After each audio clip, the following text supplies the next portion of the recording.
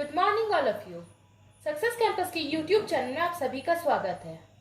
आ गए हैं हम करंट अफेयर्स के कुछ नए क्वेश्चंस के साथ। तो देखते हैं हमारा पहला क्वेश्चन क्या है।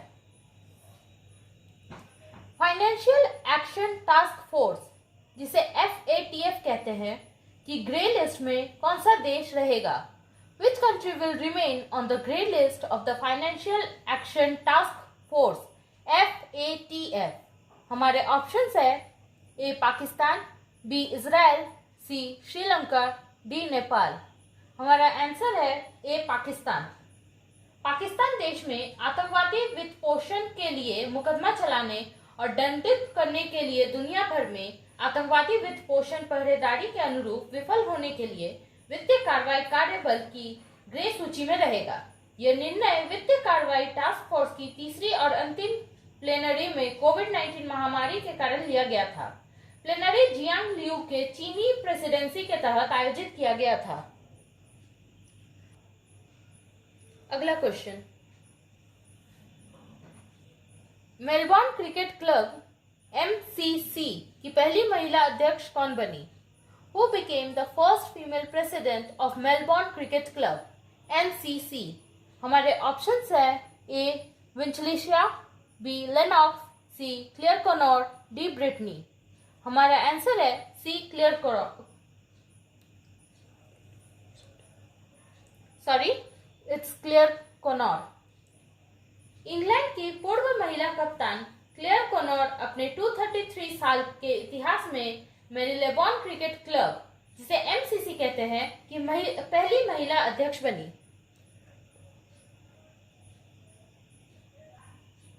अगला क्वेश्चन, बॉलीवुड अभिनेत्री प्रियंका चोपड़ा ने किसके साथ 45th संस्करण टोरंटो इंटरनेशनल फिल्म फेस्टिवल, जिसे TIFF कहते हैं, 2020 में 50th राजदूतों में से नामांकित किया? Bollywood actress Priyanka Chopra along with the whom named among the 50 ambassadors at 45th edition Toronto International Film Festival, that is TIFF 2020।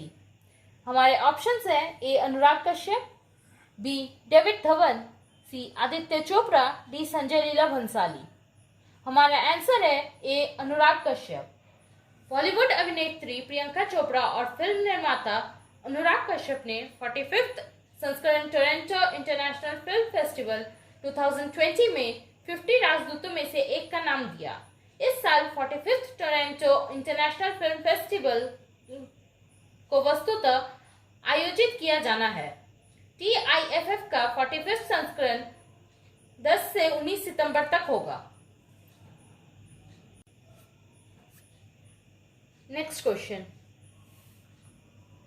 Racial priest, जिन्होंने हाल ही में अंतर्राष्ट्रीय क्रिकेट से संन्यास की घोषणा की है, वो किस देश से संबंधित है? Racial priest, who recently announced her retirement from international cricket, belongs to which country? हमारे ऑप्शंस हैं ए साउथ अफ्रीका, बी न्यूजीलैंड, सी ऑस्ट्रेलिया, डी अमेरिका। हमारा आंसर है बी न्यूजीलैंड। न्यूजीलैंड के विकेट कीपर बल्लेबाज रैशल प्रिस्ट ने अंतर्राष्ट्रीय क्रिकेट से संन्यास की घोषणा कर दी है। वो 87 एक दिवसीय अंतर्राष्ट्रीय, जिसे ODI कहते हैं, और 75 T20 में न्यूजीलैंड का प्रतिनिधित्व कर चुकी हैं। उनका एक लंबा करियर था जो 13 वर्षों तक फैला रहा। नेक्स्ट क्वेश्चन, पीड़ितों के समर्थन में अंतर्राष्ट्रीय दिवस कब मनाया जाता है? International day in support of victims of torture is observed on. हमारे ऑप्शंस है ए 25 जून, बी 26 जून, सी 27 जून, डी 28 जून। हमारा आंसर है बी 26 जून। यह दिवस संयुक्त राष्ट्र द्वारा मानव अत्याचार के बारे में लोगों में जागरूकता बढ़ाने के लिए मनाया जाता है। यह न केवल अस्वीकार्य बल्कि यह एक अपराध भी है। अगला क्वेश्चन, नशीली दवाओं के दुरुपयोग के खिलाफ अंतर्राष्ट्रीय दिवस और अवैध तस्करी हर साल 26 जून को विश्व स्तर पर मनाई जाती है। इस वर्ष की थीम क्या है? International Day Against Drug Abuse and Illicit Trafficking is observed globally on 26th June every year. What is the theme of this year? हमारे ऑप्शंस है A. Better knowledge for better care. B. Knowledgeable person are better. C. Knowledge is the key of success. D. None of these. हमारा answer है A. Better knowledge for better care. यह दिवस संयुक्त राष्ट्र द्वारा नशीली दवाओं के दुरुपयोग से मुक्त अंतर्राष्ट्रीय समाज के लक्ष्य को प्राप्त करने के लिए कार्रवाई और सहयोग को मजबूत करने के लिए अपने दृढ़ संकल्प की अभिव्यक्ति के रूप में मनाया जाता है।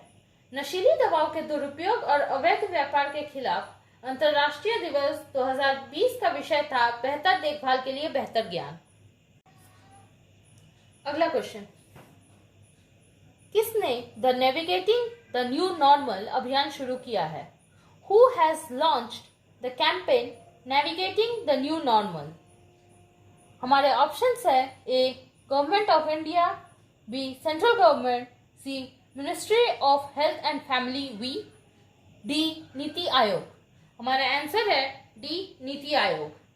नीति आयोग द्वारा bill and Melinda Gates foundation, जिसे BMGF कहते हैं, Ashok university centre for social and behavioural change, जिसे CSBC कहते हैं, और स्वास्थ्य मंत्रालय के साथ साझेदारी में नेविगेटिंग द न्यू नॉर्मल नामक एक व्यवहार परिवर्तन अभियान शुरू किया गया है। नेक्स्ट क्वेश्चन, किस राज्य में मुख्यमंत्री मातृ पुष्टि उपहार योजना शुरू करने की घोषणा की है? Which state has announced to launch मुख्यमंत्री मातृ पुष्टि उपहार स्कीम? हमारे ऑप्शंस है A. Sikkim, B. Tripura, C. Manipur, D. Assam. हमारा आंसर है D. त्रिपुरा। त्रिपुरा सरकार ने एक महत्वाकांक्षी योजना मुख्यमंत्री मातृ पुष्टि उपहार की घोषणा की है। इस योजना का उद्देश्य गर्भवती और स्तनपान कराने वाली महिलाओं को पोषण किट प्रदान करना है, ताकि शिशु और मातृ मृत्यु दर और कुपोषण का मुकाबला किया जा सके। इस योजना से राज्य की 40,000 महिलाओं को लाभ मिलने की उम्मीद है। नेक्स्ट क्वेश्चन, वित्तीय वर्ष 2021 में भारतीय अर्थव्यवस्था पर अंतर्राष्ट्रीय मुद्रा कोष, जिसे IMF कहते हैं, की भविष्यवाणी क्या है? What is the International Monetary Fund, known as IMF, prediction on Indian economy in fiscal year 2021? हमारे ऑप्शंस है A. 4.55%, D. 4%, C. 5.5%, D. 5%। हमारा आंसर है A. 4.55%। अंतर्राष्ट्रीय मुद्रा कोष ने अनुमान लगाया है कि भारतीय अर्थव्यवस्था को वित्त वर्ष 2021 में 4.55% का तेज संकुचन का अनुभव होगा, जबकि अप्रैल 2020 के महीने में 1.9% विस्तार का अनुमान है। अंतर्राष्ट्रीय संगठन ने इसे ऐतिहासिक कहा है। कम भारत के लिए भारतीय अर्थव्यवस्था में संकुचन कोविड-19 महामारी के कारण होगा। हमारा अगला क्वेश्चन, कौन सा हवाई अड्डा भारत का पहला हवाई अड्डा बन गया जिसने दोनों छोरों पर अपने नए रनवे पर स्वदेशी रूप से विकसित एविएशन वेदर मॉनिटरिंग सिस्टम, जिसे AWMS टेक्नोलॉजी कहते हैं, स्थापित किया? Which airport became the first airport in India who installed an indigenously developed aviation weather monitoring system known as AWMS technology at its new runway on both ends? हमारा option है A. Indira Gandhi international airport, B. Bangalore international airport, C. Netaji Subhash Chandra Bose international airport, D. Rajiv Gandhi international airport. हमारा answer है B. Bangalore international airport. Bangalore international airport limited, जिसे BIAL कहते हैं, जिसने कैंपोगोड़ा international airport का संचालन किया, भारत में पहला हवाई अड्डा बन गया जिसने दोनों छोरों पर अपने नए रनवे पर स्वदेशी रूप से विकसित एविएशन वेदर मॉनिटरिंग सिस्टम स्थापित किया। यह नई AWMS तकनीकी बेंगलुरु स्थित CSIR नेशनल स्पेस लैबोरेटरीज, जिसे NAL नल कहते हैं, द्वारा विकसित की गई है।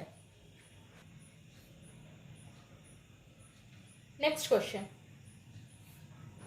25 जून 2020 को SP कोरोलेव रॉकेट और स्पेस कॉरपोरेशन एनर्जिया, जिसे RSC एनर्जिया भी कहा जाता है, ने घोषणा की है कि यह 2023 में स्पेसवॉक के लिए पहला पर्यटक ले जाएगा।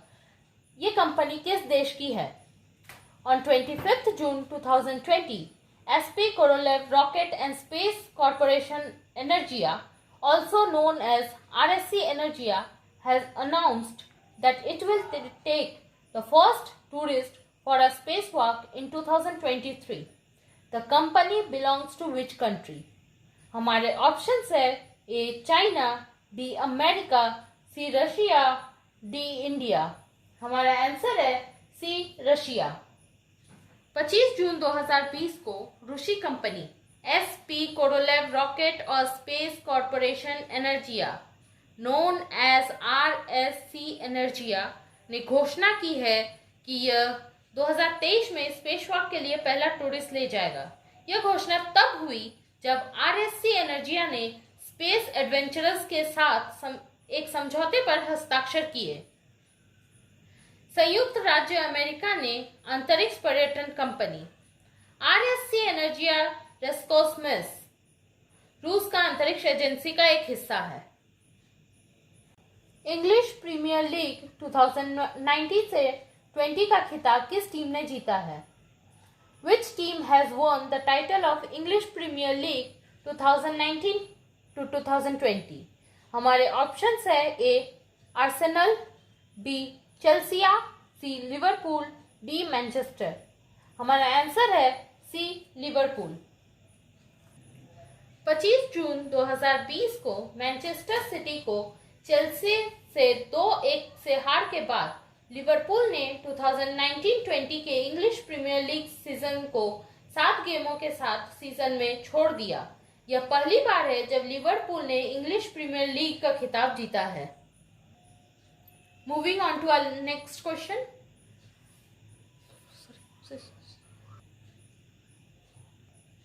बढ़ते हैं हमारे लास्ट क्वेश्चन की तरफ, लेकिन उससे पहले मैं बता दूं, आपको करंट अफेयर्स के PDF फाइल हमारे वेबसाइट और टेलीग्राम चैनल पर मिल जाएंगे, जिसके लिंक नीचे डिस्क्रिप्शन में दिए गए हैं। चलिए देखते हैं हमारा लास्ट क्वेश्चन। वार्षिक टीबी रिपोर्ट 2020 में सर्वश्रेष्ठ प्रदर्शनी करने वाले राज्य कौन से हैं? Which is or are the best performing state or states in annual TB report 2020? हमारे ऑप्शंस है A Gujarat, B Tripura, C Nagaland, D all of the above. हमारा आंसर है ऑल ऑफ द अबव। 2025 तक देश से क्षय रोग यानी कि टीबी को खत्म करने पर ध्यान देने के साथ जनवरी 2020 में भारत सरकार ने राष्ट्रीय क्षय रोग नियंत्रण कार्यक्रम का नाम बदलकर राष्ट्रीय क्षय रोग उन्मूलन कार्यक्रम कर दिया है। एक आभासी घटना में वार्षिक टीबी रिपोर्ट 2025 तक देश से क्षय रोग यानी कि टीबी को खत्म करने पर ध्यान देने के साथ जनवरी 2020 में भारत सरकार ने राष्ट्रीय क्षय रोग नियंत्रण कार्यक्रम का नाम बदलकर राष्ट्रीय क्षय रोग उन्मूलन कार्यक्रम कर दिया। एक आभासी घटना में वार्षिक टीबी रिपोर्ट 2020 को 24 जून 2020 को जारी किया गया था। रिपोर्ट को डॉक्टर हर्षवर्धन, जो कि केंद्रीय स्वास्थ्य मंत्री हैं, द्वारा जारी किया गया था।